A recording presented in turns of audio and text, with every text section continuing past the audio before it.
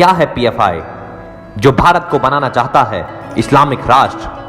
PFI यानी popular front of India की स्थापना 1993 में बने नेशनल डेमोक्रेटिक फ्रंट से हुई थी।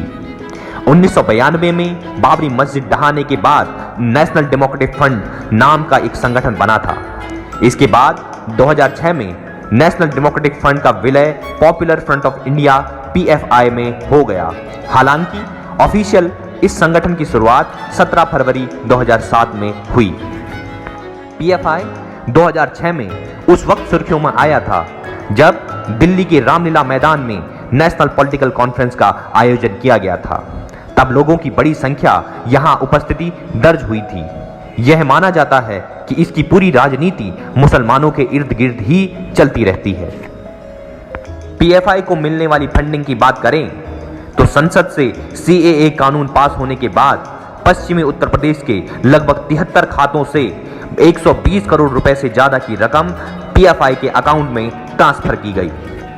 जांच एजेंसियों का यह भी शक है कि इसी रकम का प्रयोग यूपी में हिंसक प्रदर्शनों के लिए हुआ था। इन हिंसक वारदातों में 20 जानें गई थी। ईडी ने यह रिपोर्ट केंद्रीय गृह मंत्रालय को भी उस समय सौंपी थी। यूपी में वाराणसी की ज्ञानवापी और मथुरा की मस्जिदों के सर्वे के खिलाफ कोर्ट में चल रहे मामलों को लेकर पॉपुलर फ्रंट ऑफ इंडिया यानी पीएफआई ने मोर्चा खोला था। केरल में इस कट्टरपंथी इस्लामिक संगठन की राष्ट्रीय बैठक आयोजित हुई थी। इस बैठक में देश भर के मुसलमानों को एकजुट होकर मस्जिदों के खिलाफ चल रही कार्रवाई का विरोध करने की अपील की गई थी। पॉपुलर फ्रंट ऑफ इंडिया यानी पीएफआई पर सीएए और एनआरसी के विरोध प्रदर्शनों में हिंसा फैलाने का भी आरोप लगा है। बिहार के पटना से पीएफआई से जुड़े 5 लोगों की गिरफ्तारी के दौरान बड़ा खुलासा हुआ था। पीएफआई मुस्लिम राष्ट्र बनाने के लिए मिशन 2047 पर काम कर रहा है। पीएफआई 2047 तक भारत को इस्लामिक मुल्क बनाने की साजिश रच रहा था और 4 स्टेज में प्लान बना रहा था। पीएफआई ने भारत को 2047 तक इस्लामिक राष्ट्र बनाने के लिए 4 चरणों में अपना लक्ष्य निर्धारित किया है। इन चरणों को अब भारत के खिलाफ इस्लामिक कट्टरपंथ का चक्रव्यूह भी कह सकते हैं। पहले चरण में भारत के मुसलमानों को बार बार याद दिलाया जाएगा कि इस देश में उनके साथ नाइंसाफी हो रही है।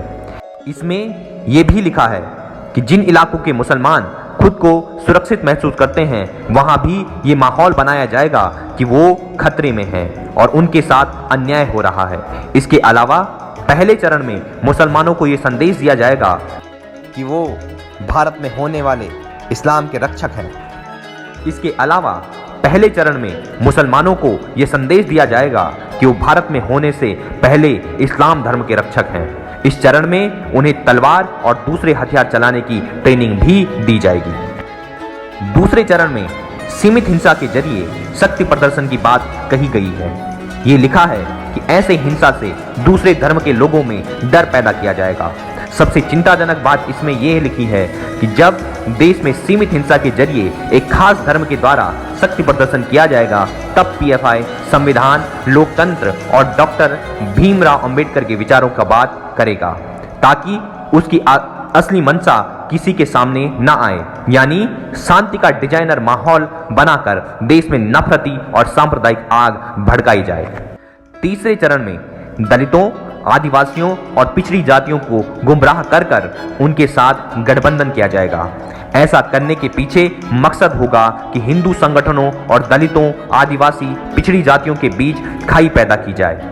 कम से कम 10% दलितों और आदिवासियों को मुसलमानों के साथ लाया जाएगा ताकि इस मुहिम का व्यापक असर हो सके। पीएफआई के इस दस्तावेज में हिंदुओं को कायर समुदाय बताया गया है। चौथे यानी आखिरी चरण में पीएफआई के लोग मुसलमानों और दलितों के प्रतिनिधि बन जाएंगे और राष्ट्रीय स्तर पर राजनीतिक सत्ता को अपने नियंत्रण में ले लेंगे, जिसके बाद देश की सेना, पुलिस और न्यायपालिका में पीएफआई के वफादार सदस्यों की नियुक्ति की जाएगी। इसमें यह भी लिखा है कि जब पीएफआई के पास पर्याप्त शक्ति आ जाएगी तो वो इस्लामिक सिद्धांतों के आधार पर भारत का नया कानून लागू करेगा और भारत को इस्लामिक संविधान देगा, यानी भारत को इस्लामिक राष्ट्र घोषित कर दिया जाएगा। पीएफआई के इस दस्तावेज यानी India 2047 towards rule of Islam in India. जो बड़ी बात आपको समझनी है वो ये है कि भारत में एक बार फिर से 1947 को दोहराने की कोशिश की जा रही है, यानी ये ताकतें 2047 तक भारत को 100 साल पीछे यानी 1947 के उस दौर में ले जाना चाहती हैं जब इस्लामिक कट्टरपंथ ने भारत को 2 भागों में बांट दिया था।